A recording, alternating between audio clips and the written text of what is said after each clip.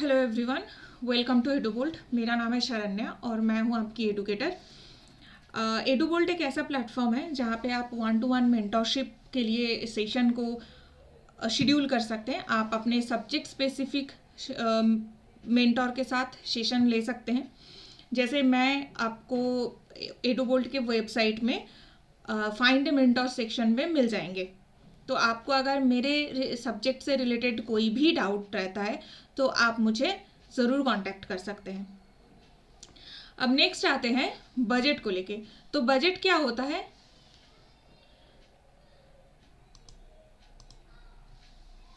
Budget का दूसरा एक नाम है एनुअल फाइनेंशियल स्टेटमेंट, जो इंडिया में नेक्स्ट 2025-26 ईयर में फाइनेंशियल ईयर में कहाँ पे गवर्नमेंट ऑफ इंडिया एक्सपेंस करने वाले हैं, कहाँ कहाँ एक्सपेंडिचर होगी, कहाँ कहाँ से पैसे आएगा, पैसे या फिर कैपिटल रिसिप्ट्स कहाँ से होंगे, ये सारे डिटेल्स रहता है जो पार्लियामेंट में टेबल किया जाता है।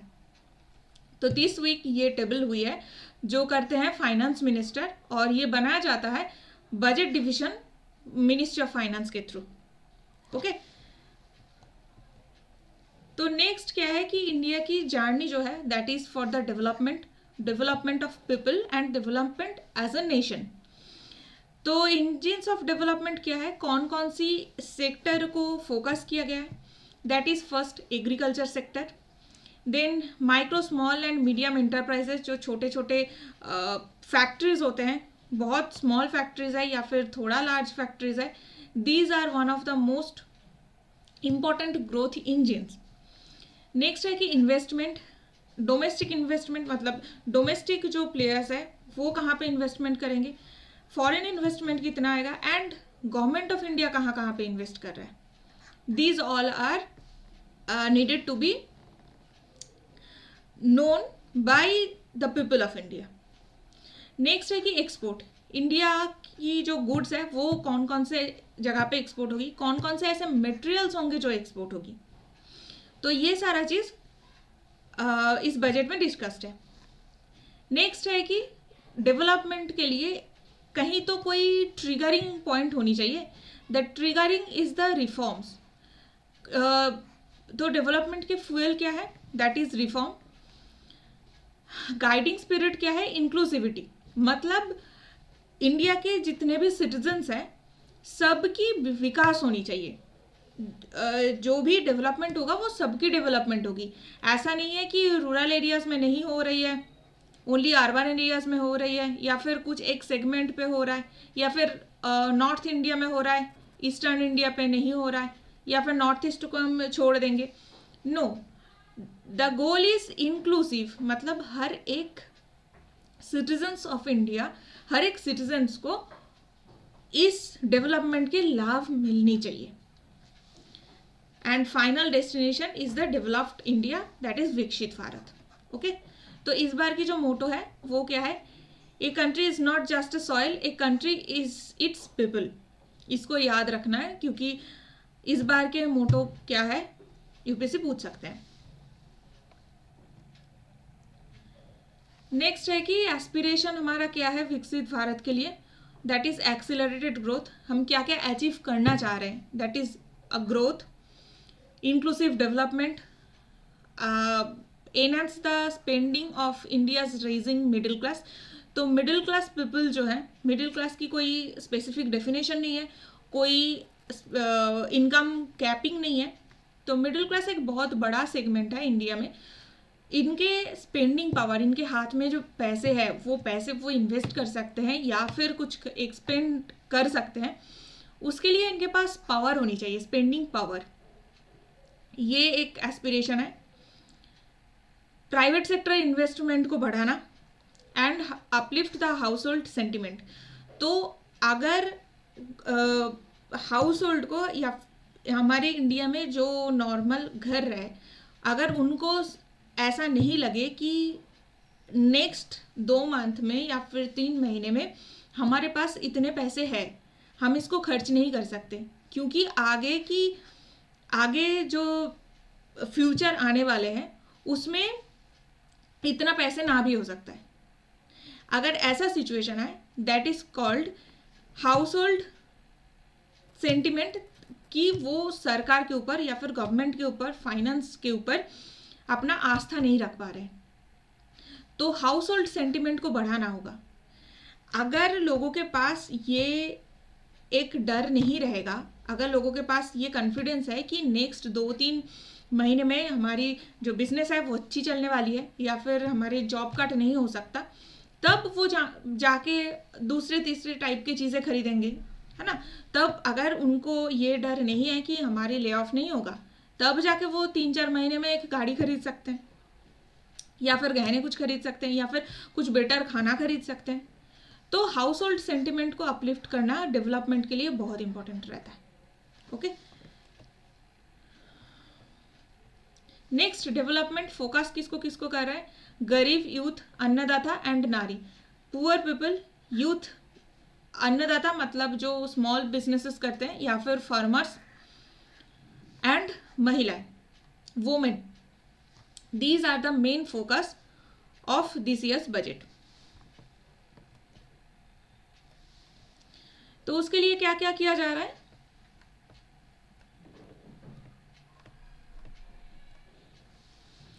एक तो national mission on high yielding seeds, इसके लिए एक स्पेसिफिक टारगेटेड डेवलपमेंट करवाया जा रहा है। जो सीड्स होते हैं उसका हाई यील्डिंग कैपेसिटी हो, पेस्ट रेजिस्टेंस हो एंड क्लाइमेट रेजिस्टेंस हो। नेक्स्ट है कि किसान क्रेडिट कार्ड जो स्कीम था उसको और भी शॉर्ट टर्म लोन के लिए प्रमोट किया जा रहा है। शॉर्ट टर्म लोन पे ये प्रमोट करेंगे किसके लिए? फार्मर्स के लिए, फिशरमैन्स के लिए एंड डेयरी फार्मर्स के लिए। इन सब के लिए किसान क्रेडिट कार्ड के जो लोन्स होते हैं उसको और प्रमोट कर रहे हैं। नेक्स्ट, प्राइम मिनिस्टर धन धान्य कृषि योजना, ये एक न्यू स्कीम्स लॉन्च हो रही है जहाँ पे 100 डिस्ट्रिक्ट को कवर कर रहे हैं फॉर डेवलपिंग। नेक्स्ट है कि mission for cotton productivity, specifically cotton के प्रोडक्शन को प्रमोट किया जा रहा है ताकि कॉटन फार्मिंग बढ़े, सस्टेनेबिलिटी बढ़े एंड कॉटन की प्रोडक्टिविटी बढ़े, जो लैंड होते हैं उसकी प्रोडक्टिविटी बढ़ जाए।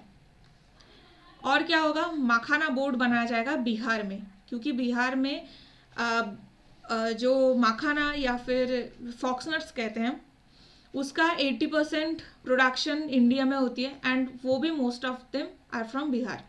तो इसी एरिया पे एक मखाना बोर्ड की फॉर्मेशन की बात हो रही है। फार्मर प्रोड्यूसर ऑर्गेनाइजेशंस की भी बात हो रही है।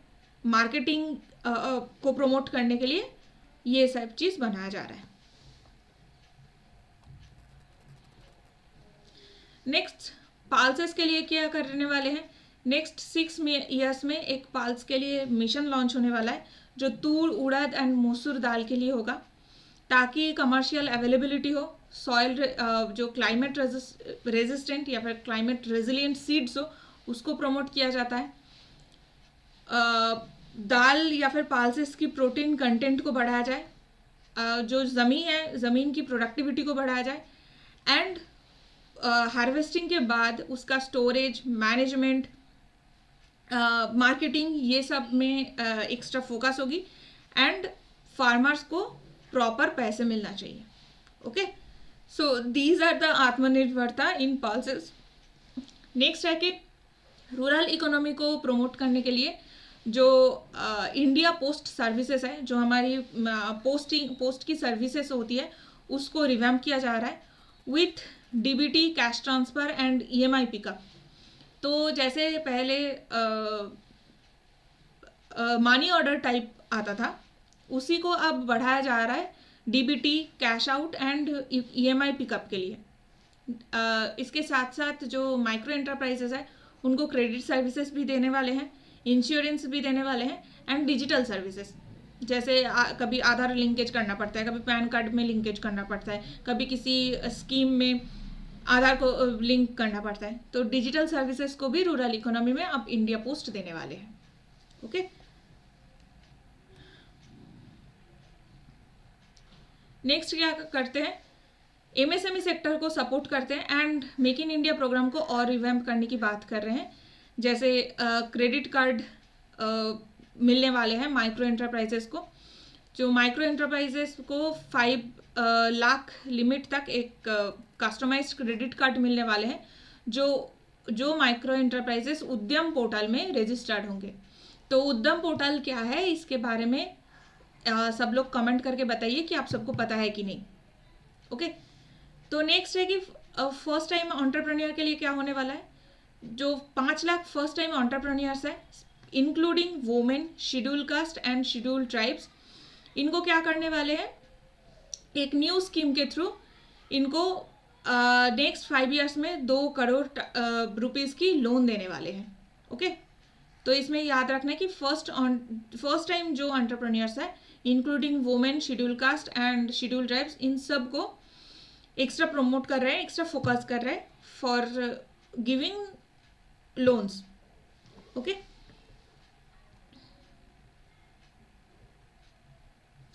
नेक्स्ट है मैन्युफैक्चरिंग। मैन्युफैक्चरिंग में क्या क्या चीज़ हमें देखना है कि ईज ऑफ डूइंग बिजनेस को प्रमोट कर रहे हैं, एक vibrant and dynamic MSME sector को फॉर्म करने वाले हैं, टेक्नोलॉजी को अवेलेबल कराने वाले हैं, जो अभी डिजिटल इंडिया प्रोग्राम है उसके थ्रू, हाँ, and clean tech manufacturing for climate friendly development. तो जितने भी डेवलपमेंट होगी that must be for the climate friendly approach. Okay, next है कि लेबर इंटेंसिव सेक्टर्स जो है, जहाँ पे टेक बहुत ज़्यादा काम नहीं करते, लेबर को मतलब जो लेबर फोर्स है वो ज़्यादा लगता है, वैसे सेक्टर्स के लिए क्या क्या होगी, एक फोकस है for the footwear and the leather sector. तो फुटवेयर एंड लेदर सेक्टर में क्या होता है कि मोस्टली लेबर इंटेंसिव पार्ट है, यहाँ पे टेक्नोलॉजी बहुत ज़्यादा इंपॉर्टेंट नहीं होता। तो उस सेक्टर को रिवैम्प करने के लिए क्या हो रहा है कि 2 लाख पर्सन्स को हम एम्प्लॉयमेंट देने वाले हैं, एंड टोटल टर्नओवर कितना होगा, 4 लाख करोड़ का। नेक्स्ट एक फोकस है टॉय सेक्टर में। तो खिलौने के जो सेक्टर है, जो 1 डिस्ट्रिक्ट 1 प्रोडक्ट स्कीम्स के अंदर भी आते हैं, डिफरेंट छोटे छोटे क्लस्टर्स फॉर्म करने की बात हो रही है, उनके skill development, manufacturing ecosystem, manufacturing ecosystem को इंसेंटिवाइज करने की बात हो रही है, जहाँ पे एक high quality, unique, innovative and sustainable toy form किया जाए through made in India brand. तो इसकी ब्रांड क्या होगी, मेड इन इंडिया ब्रांड होगी, एंड जो हाई क्वालिटी होगी, इनोवेटिव है एंड सस्टेनेबल टॉयज है। मतलब उस खिलौने के साथ अगर कोई बच्चा खेलते हैं तो उनको उनकी हेल्थ की चिंता ना हो, राइट, एंड वो एनवायरमेंटली भी सस्टेनेबल हो। ऐसा नहीं कि जो केमिकल्स होते हैं उसमें केमिकल्स बहुत ज़्यादा है, ऐसा नहीं है। जैसे वुडन टॉयज बचपन में सब लोग खेले होंगे, तो उसी टाइप के टॉयज सेक्टर को रिवैम्प करने की बात हो रही है। नेक्स्ट है कि फूड प्रोसेसिंग सेक्टर। तो यहाँ पे क्या है कि national institute of food technology एक बनाने की बात हो रही है बिहार में। ओके, तो NIFT जो national institute of food technology वो बनाने की बात हो रही है, that will enhance the income for farmers, skilling, entrepreneurship and employment opportunities in the youth. तो यूथ के लिए क्या होगी, एक इनकम जनरेट होगा, स्किल डेवलपमेंट हो सकता है, एंटरप्रेन्योरशिप की प्रोबेबिलिटीज़ होती हैं, क्योंकि फूड प्रोसेसिंग सेक्टर इंडिया में एक ऐसा सेक्टर है जो डोमेस्टिकली भी बहुत इंपॉर्टेंट है और एक्सपोर्ट के लिए भी इम्पॉर्टेंट है। जैसे जो बाहर के देश में रहते हैं या फिर थोड़े टाइम के लिए जा रहे हैं, उनके लिए अचार बहुत इंपॉर्टेंट है, या फिर पापड़। अभी रिसेंटली हल्दीराम जैसे कुछ ब्रांड पैक्ड फूड भी अब सेल करने लगे हैं, लाइक राजमा चावल इन पैक्ड कंडीशन। तो वो क्या है, डोमेस्टिक इंडस्ट्री के लिए भी, डोमेस्टिक मार्केट के लिए भी इम्पॉर्टेंट है, और जो इंटरनेशनल मार्केट है उसके लिए भी इम्पॉर्टेंट है, क्योंकि घर का स्वाद घर का ही होता है। सी, तो नेक्स्ट है कि MSME की क्राइटेरिया को चेंज कर दिया गया है। जैसे माइक्रो एंटरप्राइजेस पहले क्या होता था, वो अभी इन्वेस्टमेंट उसका 1 करोड़ का था, उसको चेंज करके 2.5 करोड़ का कर दिया है, एंड 1 करोड़ अगर है तो टर्नओवर कितना होना चाहिए था, 5 करोड़ की टर्नओवर होना चाहिए थी। अब वो रिवाइज करके 10 करोड़ की कर दी गई। सिमिलरली स्मॉल एंटरप्राइजेस में भी ये 10 करोड़ की इन्वेस्टमेंट था, अब वो 25 करोड़ की इन्वेस्टमेंट हो गई, क्योंकि जैसे ही एक्सपोर्ट प्रमोट हो रहा है तो ये सारे कंपनीज की टर्नओवर भी तो बढ़ रही है, ये सारे एंटरप्राइजेस की इन्वेस्टमेंट भी बढ़ रही है। तो क्या होता है कि अगर ये क्राइटेरियाज रिविजन ना हो तो एमएसएमई के उस कंपनी को गवर्नमेंट हेल्प मिलना बंद हो जाएगा। अब जैसे गवर्नमेंट हेल्प नहीं मिलेगा तो वो सस्टेन करना मुश्किल हो जाएगा। तो इसीलिए इन्वेस्टमेंट और टर्नओवर के जो क्राइटेरियाज है उसको चेंज कर दिया गया है। वैसे ही टर्नओवर पहले 50 करोड़ का था, अब उसको 100 करोड़ कर दिया है। एंड मीडियम एंटरप्राइज के लिए इन्वेस्टमेंट 50 करोड़ का था, अब वो 125 करोड़ की है। एंड टर्नओवर 250 करोड़ की थी, अब वो 500 करोड़ कर दिया है। ओके, तो मोस्टली जितना भी टर्नओवर था वो सबको डबल कर दिया है। इस चीज़ को आपको याद रखना होगा। एंड जो इन्वेस्टमेंट है वो 2.5 टाइम्स कर दिया है।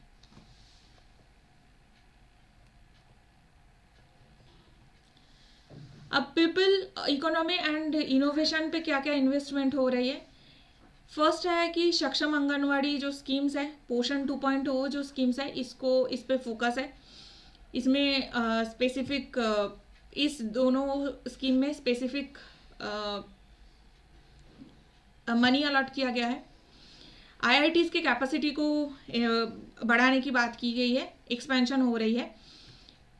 डिस्ट्रिक्ट हॉस्पिटल्स जो है वहाँ पे नर्सेस रहते हैं, बहुत सारे पेशेंट्स रहते हैं एंड साथ साथ में एम्प्लॉयज़ रहते हैं, तो उनके लिए day care centre, day care cancer centres बनाने की बात हो रही है।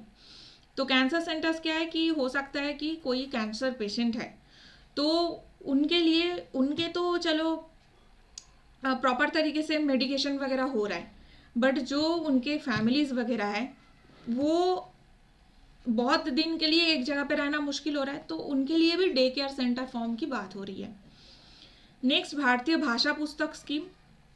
ये जो है एक डिजिटल लाइब्रेरी टाइप है जो इंडियन लैंग्वेज में बुक्स के लिए है। तो schools and higher secondary education में, higher secondary and higher education में जो बुक्स है वो इंडियन लैंग्वेज में उसको बनाया जाए। तो ये भाषा पुस्तक स्कीम है, इसको याद रखना है। नेक्स्ट क्या है कि नेशनल सेंटर बनाया जा रहा है for the excellence of skilling. तो स्किल डेवलपमेंट के लिए with the global expertise and partnership ऐसे 5 सेंटर्स बनाए जा रहे हैं फॉर द स्किलिंग। नेक्स्ट है कि ऑटल टिंकरिंग लैब, ये काफ़ी टाइम से ये स्कीम चल रहा है for the school going children, जिनको इनोवेशन को प्रमोट करे, जो इनोवेशन को फोकस करे एंड उनको इन्हेंस कर सकते हैं इन लैटर एडल्ट ईयर्स। तो उसके लिए 5000 और लैब बनाने की बात हो रही है।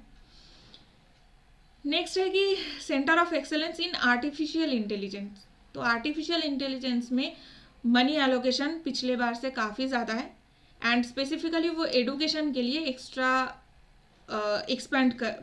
एक्सपेंशन हो रही है। नेक्स्ट है कि जितने भी गवर्नमेंट सेकेंडरी स्कूल्स हैं, प्राइमरी हेल्थ सेंटर है, वहाँ पे ब्रॉडबैंड कनेक्टिविटी होने वाली है। ये ब्रॉडबैंड कनेक्टिविटी ऑप्टिकल केबल के थ्रू नॉर्मली होता था एंड इंडियन ओशन में ऑप्टिकल फाइबर के थ्रू रिसेंटली लक्षद्वीप को भी ज्वाइन कर दिया गया है। तो ये ब्रॉडबैंड कनेक्टिविटी अभी गवर्नमेंट स्कूल्स जो है एंड प्राइमरी हेल्थ सेंटर्स जो है वहाँ पे होने वाले हैं। ठीक है। नेक्स्ट है कि मेडिकल एडुकेशन को एक्सपेंस करने की बात हो रही है, लाइक 10,000 एडिशनल सीट्स और 5 ईयर्स में ये 75,000 एडिशनल सीट एक्सपैंड होने वाली है। नेक्स्ट है कि PM Svanidhi scheme. PM Svanidhi scheme के बारे में किसको किसको पता है ये कमेंट में ज़रूर बताना है। जैसे स्वनिधि स्कीम काफ़ी एक ऑलमोस्ट पुराना स्कीम है, बट कंटिन्यूसली इसमें लोन देने की बात हो रही है, तो किसको किसको लोन मिलता है ये मुझे ज़रूर कमेंट पे बताइए। नेक्स्ट है कि UPI linked credit card and capacity building support करवाने वाले हैं दिस पीएम स्वनिधि स्कीम में। ओके, तो नेक्स्ट क्या है कि ऑनलाइन प्लेटफॉर्म वर्कर्स, जैसे ई श्रम पोर्टल है, ई श्रम पोर्टल में जो रजिस्टर्ड कैंडिडेट्स होते हैं उनको अब हेल्थ केयर भी मिलेगा under PM Jan Arogya Yojana. Okay, तो these are somethings that we need to remember. Next कुछ रिफॉर्म होने वाले हैं, जैसे स्टेट के साथ मिलके इंफ्रास्ट्रक्चर डेवलपमेंट होने वाला है। मनीटाइजेशन प्लान को और भी प्रमोट करने की बात हो रही है और भी फोकस्ड वे में प्रमोट होने वाले हैं।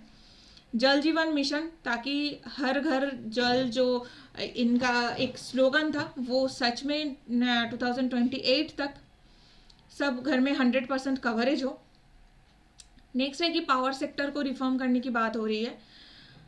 एंड अर्बन चैलेंज फंड, इसमें क्या है कि इम्प्लीमेंट होने वाला है कोई भी redevelopment of any cities, like जो स्मार्ट सिटी मिशन के थ्रू होने वाला था, and water and sanitation programme को प्रमोट करने की बात हो रही है। ठीक है, तो ये सारे स्कीम्स में क्या है कि एक्स्ट्रा फंड एलोकेट हो रही है। नेक्स्ट है कि एक मेरीटाइम डेवलपमेंट फंड, एक कॉर्पस फंड बनने वाला है 25,000 करोड़ का, जो लॉन्ग टर्म फाइनेंस करेगा टू द गवर्नमेंट। बिहार के लिए स्पेसिफिक पैकेज आ रहा है, जो ग्रीनफील्ड एयरपोर्ट्स है उसके लिए फाइनेंशियल सपोर्ट होने वाला है।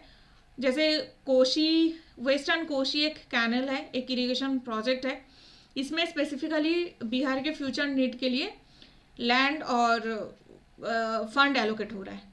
ठीक है, नेक्स्ट क्या है कि इतने सारे डेवलपमेंट अगर करना है तो फ्यूल की ज़रूरत पड़ेगी। अब जो कोल एनर्जी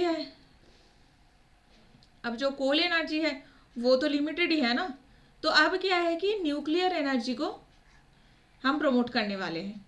तो न्यूक्लियर एनर्जी का जो गोल है that is very ambitious goal. Nuclear reactors different type के होते हैं, एक लार्ज रिएक्टर्स होते हैं, एक स्मॉल रिएक्टर्स होते हैं, एंड माइक्रो रिएक्टर्स होते हैं। तो इंडिया की जो न्यूक्लियर पॉलिसी है उसमें भी चेंजेस होने वाले हैं। Atomic energy act and civil liabilities for nuclear damage act, ये दोनों को रिफॉर्म होने की बात हो रही है। क्योंकि क्या है कि इंडिया में अगर कोई सिविल डैमेज होती है ड्यू टू न्यूक्लियर, कोई भी न्यूक्लियर प्रॉब्लम, सिविल डैमेज अगर होती है तो उसकी लायबिलिटीज कंपनी को है, and that is a good thing. But for India this act is very much stringent. तो ये इतना स्ट्रिक्ट है, इसीलिए प्राइवेट जो कंपनीज होते हैं या फिर जो स्टेट ओन्ड कंपनी भी होता है वो भी न्यूक्लियर अगर रिएक्टर बनाने की मतलब इतना सपोर्टिव एनवायरनमेंट नहीं रहता है फॉर द इन्वेस्टमेंट। तो न्यूक्लियर एनर्जी को प्रमोट करने के लिए ये दोनों जो एक्ट है, ये दोनों एक्ट में जैसे atomic energy act and civil liability for nuclear damage act, इन दोनों को रिफॉर्म करने की बात हो रही है to get the active partnership with the private sector. Okay, तो उड़ान 2.0 एक स्कीम है, नेक्स्ट स्कीम, जहाँ पे 120 न्यू डेस्टिनेशन को एरियल ट्रैवल या फिर फ्लाइट के थ्रू ट्रैवल करने की बात हो रही है नेक्स्ट 10 ईयर्स में। तो उड़ान 2.0 आपको याद रखना है। नेक्स्ट वर्मी प्लांट, ये क्या है कि एक्सपीडियस कंप्लीशन है फॉर ब्लेंडेड फाइनेंस, ये भी आपको याद रखना है। तो कुछ चीज़ें आपको याद रखना है, जैसे मेरीटाइम डेवलपमेंट फंड हो रही है, न्यूक्लियर एनर्जी मिशन को रिवैम्प हो रहे हैं, उड़ान स्कीम में एक्स्ट्रा फंड आने वाले हैं, एंड जैसे बिहार में ग्रीनफील्ड एयरपोर्ट बनाया गया है, तो बिहार के लिए स्पेसिफिक एक्स्ट्रा फंडिंग की बात हो रही है। नेक्स्ट है कि टूरिज्म को प्रमोट करने की बात हो रही है, एंड उड़ान स्कीम भी इसी के अंदर आता है, क्योंकि डिफरेंट जो एयरपोर्ट्स होते हैं वो रिलीजियस टूरिस्ट एरियाज में बनाए गए हैं। जैसे अभी वाराणसी पे एयरपोर्ट है, प्रयागराज पे बड़े एयरपोर्ट है, जो कुशीनगर है वहाँ पे एयरपोर्ट था, and small small flights continuously connect हो रहे हैं. तो टूरिज्म एक ऐसा, एंड स्पेसिफिकली इस साल तो महाकुंभ भी आए हैं, तो टूरिज्म एक ऐसा सेगमेंट है, इंडिया की रिलीजियस सेगमेंट है, तो जहाँ पे पोटेंशियल बहुत ज़्यादा है. बट प्रॉब्लम क्या है, कुछ कुछ इंफ्रास्ट्रक्चर की प्रॉब्लम है. तो जैसे टूरिस्ट डेस्टिनेशन को रिवैम्प करने की बात हो रही है with the partnership of states, because state के हेल्प के अलावा वो पॉसिबल नहीं है. ई वीज़ा फैसिलिटी को प्रमोट करने की बात हो रही है. स्किल डेवलपमेंट प्रोग्राम होने वाले हैं फॉर द यूथ, ताकि अगर कोई गाइड भी बनना चाह रहे हैं तो उनको प्रॉपर एजुकेशन मिले, उनको प्रॉपर इंफ्रास्ट्रक्चर मिले. हो सकता है कि वो टैब यूज़ करते हैं, अभी टैब यूज़ कर सकते हैं, या फिर ईयरबड्स यूज़ कर सकते हैं. तो वही स्किल डेवलपमेंट की बात हो रही है यूथ के लिए. नेक्स्ट, पीएलआई स्कीम्स को रिवैम्प हो रहा है स्टेट्स के साथ. मुद्रा लोन्स मिलने वाले हैं होम स्टेज को. जो होम स्टेज होते हैं, नॉर्मल होटल्स नहीं होते, उनको भी मुद्रा लोन मिलने वाला है. एंड ट्रैवल और कनेक्टिविटी टूरिस्ट डेस्टिनेशन में बढ़ने वाले हैं. ओके, नेक्स्ट, इनोवेशन के लिए क्या क्या होने वाला है. सबसे पहले तो पीएमआरएफ, पीएम रिसर्च फेलोशिप, ये प्रोवाइड होने वाला है. 10,000 फेलोशिप मिलने वाले हैं इन आईआईटीज एंड आईआईएससीज, और जो बड़े बड़े इनोवेटिंग इंस्टीट्यूट्स हैं उन सबको मिलने वाला है. नेक्स्ट है कि जीन बैंक, इंडिया की जो क्रॉप्स है, इंडिया की जो प्लांट्स है, फूड क्रॉप्स है, या फिर डिफरेंट अलग जैसे कॉटन की टाइप क्रॉप्स है, उसको कंजर्व करने के लिए जीन बैंक बनाने की बात हो रही है. इंडिया की फर्स्ट जीन बैंक कहाँ पे है, ये मुझे कमेंट पे बताना है. दो this is the second gene bank, first gene bank already established है, कहाँ पे है ये आप लोगों को बताना है. और ये सेकेंड जीन बैंक कैसे होने वाला है, 10 लाख जर्मप्लाज्म लाइन्स को future food security and nutritional security के लिए हम कंजर्व करने वाले हैं. ठीक है. नेक्स्ट है कि ज्ञान वार्तम मिशन. ये क्या है कि डॉक्यूमेंटेशन करना है एंड कंजर्व करना है. क्या, हमारी जो मैन्युस्क्रिप्ट्स है, जो पुराने पुराने मैन्युस्क्रिप्ट्स है, लाइक स्मृतिज है, मनुस्मृति एक स्मृति है, उसके बाद वेद है, उपनिषद है, जैन मैन्युस्क्रिप्ट्स है, बुद्धिस्ट मैन्युस्क्रिप्ट्स है, या फिर मिडिवियल पीरियड में बहुत लोगों के लिखे हुए मैन्युस्क्रिप्ट्स है. तो उन सब को कंजर्व करने की बात हो रही है. और ये टोटल कितना होगा, more than 1 crore. And national digital repository of India knowledge system, ये भी बनने वाला है. तो national digital repository of Indian knowledge system, ये आपको याद रखना है कि ज्ञान भारतम मिशन के अंदर है. ओके, तो इसको आपको याद रखना है. नेक्स्ट है कि रिसर्च एंड डेवलपमेंट पे ऑब्वियसली फंड एलोकेशन तो है ही. नेशनल जियो स्पेशियल मिशन एक है, पीएम गतिशक्ति जो इंफ्रास्ट्रक्चर डेवलपमेंट प्रोजेक्ट था, उसको फैसिलिटेट करके लैंड रिकॉर्ड को मॉडर्नाइज करने की बात हो रही है. Urban development planning and infrastructure project को रिवैम्प करने वाले हैं नेशनल जियो स्पेशल मिशन के थ्रू. तो पीएम गतिशक्ति क्या था, एक इंफ्रास्ट्रक्चर प्रोजेक्ट था, उसी को आप एक्सपैंड करने की बात हो रही है. राइट.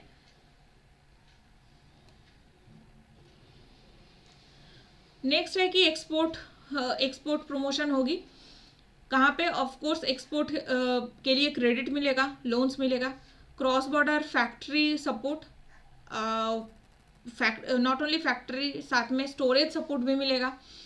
जैसे अगर मान लीजिए हम कुछ एक्सपोर्ट कर रहे हैं, लाइक मैंगो एक्सपोर्ट हो रही है, सपोज मुंबई जो पोर्ट है वहाँ से मैंगो एक्सपोर्ट हो रहा है, अल्फांसो. अब वो जाएगा, आई सपोज यूएसए में जा रहा है, तो यूएसए में भी स्टोरेज सिस्टम रखना होगा ना, क्योंकि यहाँ से जो मुंबई से जा रहे हैं वो जाने के बाद तुरंत मार्केटिंग तो नहीं होगा, तो यूएसए में भी एक स्टोरेज बनाने की ज़रूरत है. यही सब के लिए फैक्ट्री सपोर्ट मिलने वाला है. एमएसएमई को सपोर्ट होने वाले हैं।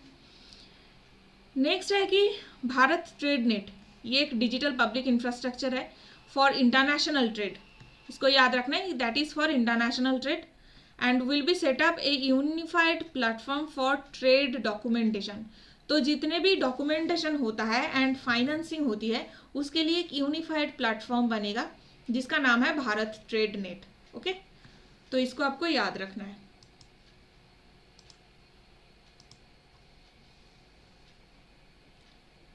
तो ये है भारत ट्रेड नेट जो आपको याद रखना होगा।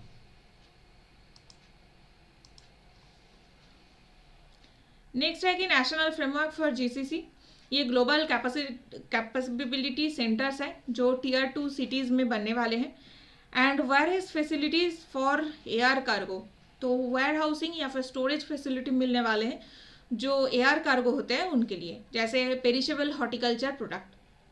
हॉर्टिकल्चर प्रोडक्ट क्या होता है, जैसे फ्रूट्स हैं, वेजिटेबल्स हैं, these are called horticulture product. These are perishable, मतलब इसके थोड़े टाइम के लिए शेल्फ लाइफ होते हैं। जैसे अगर आम है तो 10 दिन का हो सकता है depending on the ripening state, या फिर फ्रूट में ऑरेंज है, ग्रेप्स है, थोड़े टाइम के लिए वो उसका सेल्फ लाइफ होता है।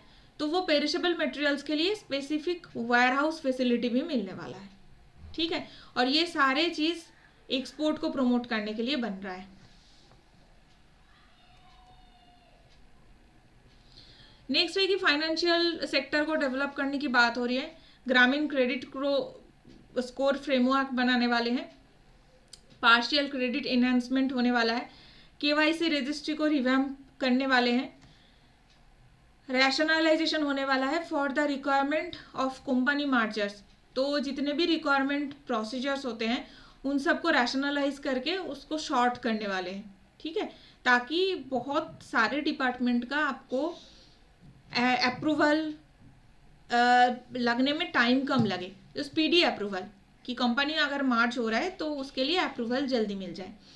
एंड एफडीआई लिमिट होने वाला है इंश्योरेंस सेक्टर के लिए। अगर इंश्योरेंस कंपनीज है तो पहले इंडिया में 74% एफडीआई था, अब वो 100% होने वाला है। ठीक है, नेक्स्ट है कि सबसे बड़ा एक हाईलाइट तो ये है कि टैक्स रिफॉर्म होने वाला है एंड डायरेक्ट टैक्स और प्रपोजल के लिए न्यू इनकम टैक्स बिल आने वाला है। इसी वीक ये पार्लियामेंट पे टेबल होने वाले हैं। तो इनकम टैक्स की जो स्लैब्स है उसको भी चेंज होने वाला है। ठीक है, तो रेगुलेटरी रिफॉर्म क्या क्या होगी, हाई लेवल कमेटी बनने वाला है, इन्वेस्टमेंट फ्रेंडलीनेस इंडेक्स बनने वाला है फॉर द स्टेट्स, ताकि एक दूसरे के बीच में कंपटीशन बने रहे एंड उसके लिए जितना कंपटीशन फेयर कंपटीशन होगा उतनी ज़्यादा इन्वेस्टमेंट की चांसेस रहेगी।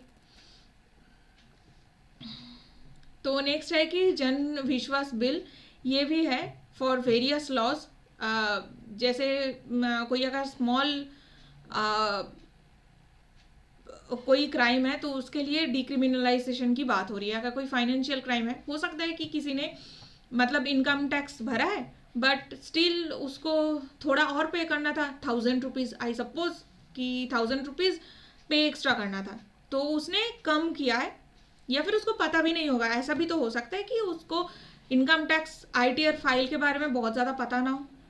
तो अगर ऐसे छोटे कोई अमाउंट है तो उसके लिए पेनाल्टी को कम करने वाले हैं एंड डिक्रिमिनलाइजेशन होने वाला है। ठीक है,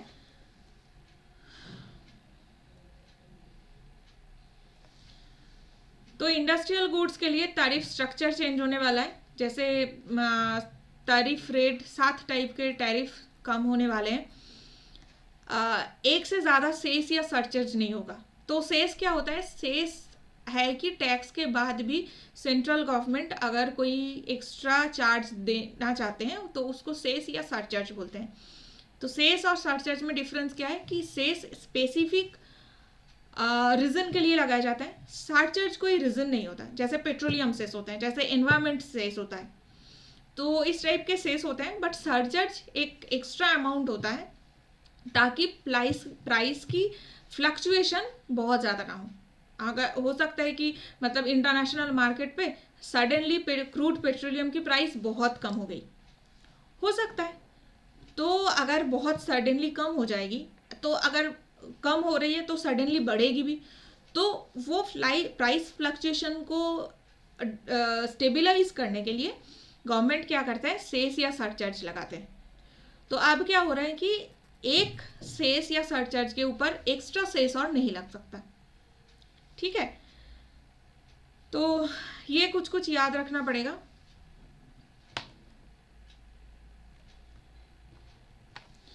नेक्स्ट है कि मेक इन इंडिया प्रोजेक्ट में एग्जेम्पशन कहाँ कहाँ मिल रहा है, जैसे एलईडी और एलसीडी के सेल्स के लिए, टेक्सटाइल के लिए, capital goods, lithium ion batteries, mobile phones, EVs, ये सब के लिए जो एक्सपोर्ट ड्यूटी लगता था वो सब हट जा रहा है, ठीक है। अब इसके लिए कोई जो स्पेसिफिक डिफरेंट डिफरेंट टैक्सेस लगता था वो अब नहीं रहेगा।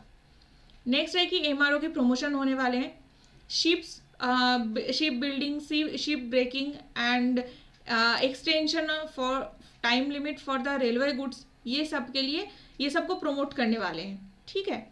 नेक्स्ट है कि एक्सपोर्ट प्रमोशन, जो हमने ऑलरेडी बात किया है कि duty free inputs for handicraft and leather sector, handcraft में टॉयज भी आते हैं, हैंडक्राफ्ट में डिफरेंट घर की मटेरियल्स होते हैं जो सजाने के लिए यूज़ होते हैं, तो वो सब चीज़ के लिए ड्यूटी फ्री इनपुट होने वाले।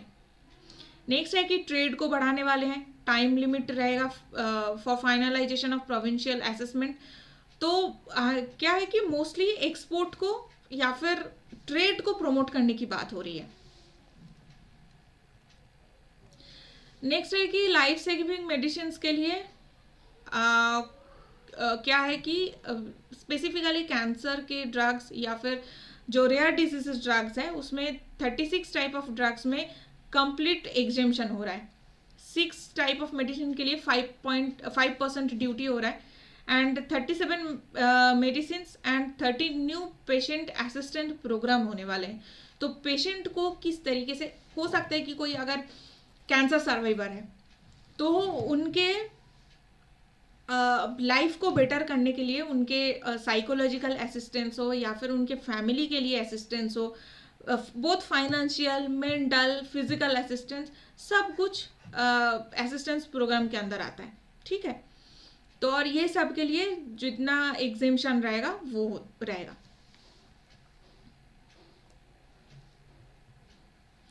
नेक्स्ट है कि टैक्स प्रोपोजल में क्या क्या चेंजेस होने वाले हैं, इसको हम बात कर पाएंगे जब पार्लियामेंट पे फाइनल बिल आ जाएगा। बट नॉर्मली क्या है कि सैलरीड जितने पर्सन है, अभी तक में सैलरीड जितने पर्सन है तो उनके 12 लाख सैलरी तक, 12 lakh per annum, I mean 1 year में 12 लाख तक की कोई टैक्स नहीं कटेगा, बस एक जो स्टैंडर्ड डिडक्शन होता है बस वही रहेगा, ओके।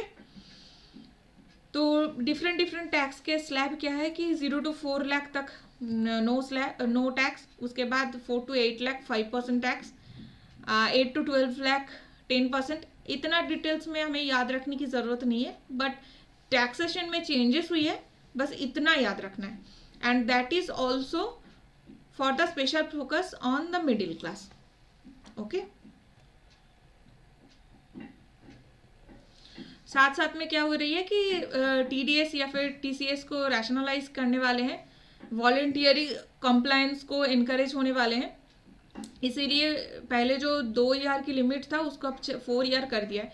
मतलब अगर आपको टैक्स आईटीआर फाइल करना है और आपने पहले किया है उसके बाद कुछ वही गड़बड़ रह गया है, तो पहले 2 साल के टाइम तक आप उसको वॉलेंटरी दिखा सकते थे, अब उसी को बढ़ा के 4 साल का कर दिया है। नेक्स्ट, कंप्लायंस बर्डन को भी कम कर दिया गया है।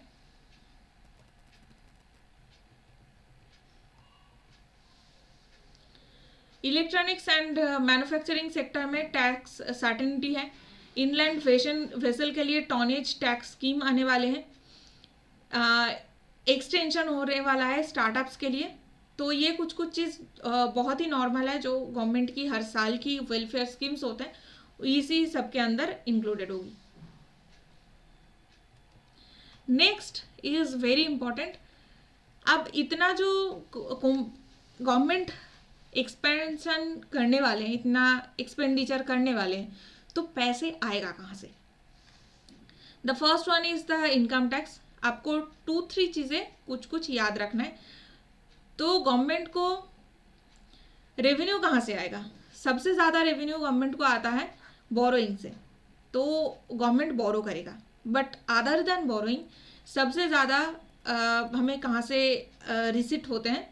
वो है इनकम टैक्स 22% एंड GST 18%.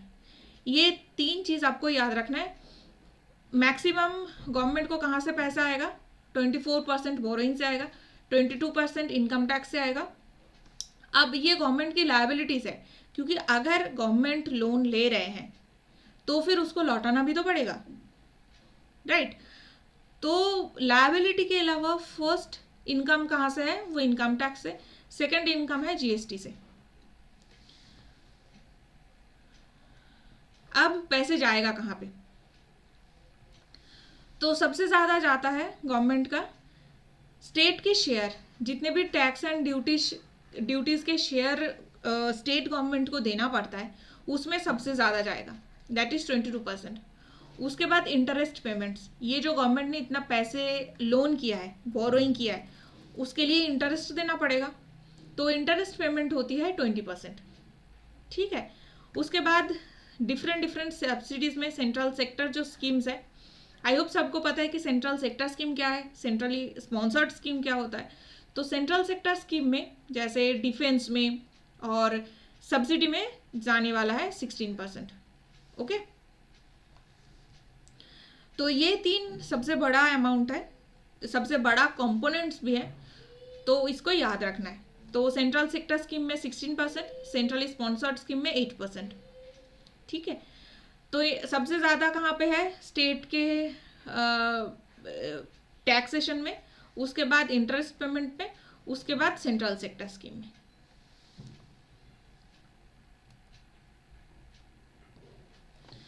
अब गवर्नमेंट की रेवेन्यू रिसीट क्या है? ये ट्रेंड बहुत इंपॉर्टेंट होता है. कभी कभार ऐसे पूछे भी जाते हैं कि India's revenue receipt has continuously increasing और कंटिन्यूसली डिक्रीजिंग. तो अगर most of the cases continuously increasing या डिक्रीजिंग टाइप के कोई स्टेटमेंट होते हैं तो वो गलत ही रहता है. अब इस साल का क्या है? 2025-26 के लिए बजटरी एस्टिमेट 34.2 लाख करोड़ है. डिटेल्स एग्जैक्ट अमाउंट जानने की ज़रूरत नहीं है, बट ट्रेंड ज़रूर याद रखना है. नेक्स्ट कैपिटल रिसीट भी प्रीवियस ईयर से, प्रीवियस जो रेवेन्यू एस्टिमेट है उससे इस बार का बढ़ने वाले हैं, बट कंटिन्यूसली इंक्रीजिंग या कंटिन्यूसली डिक्रीजिंग ये भी नहीं है. ठीक है. Similarly expenditure that is also not continuously increasing और कंटिन्यूसली डिक्रीजिंग, इसको याद रखना है. एंड रेवेन्यू एक्सपेंडिचर भी वैसे ही है. ओके. तो एग्जैक्ट अमाउंट क्या है याद रखना नहीं है, बट हाँ रेंज क्या है इतना ज़रूर याद रखना होगा. तो डेफिसिट की ट्रेंड हर साल हमेशा कम ही हुई है. Physical, even for the physical deficit हो, रेवेन्यू डेफिसिट हो, इफेक्टिव रेवेन्यू डेफिसिट हो और द प्राइमरी डेफिसिट, कोई भी हो, ये जो ट्रेंड है that is continuously decreasing. Okay. तो ये ट्रेंड याद रखना होगा. Even the total physical deficit जो है वो 4.4% है ऑफ GDP. एंड ये 2021-22 में 6.7% था, अभी ये कम हो गई है. तो ये फिजिकल डेफिसिट क्या होती है कि गवर्नमेंट की जो अर्निंग है और गवर्नमेंट की जो एक्सपेंडिचर है, दोनों के बीच में डिफरेंस क्या है. तो पहले क्या था? वो 6.7% ऑफ GDP था, अब ये 4.4% ऑफ GDP है.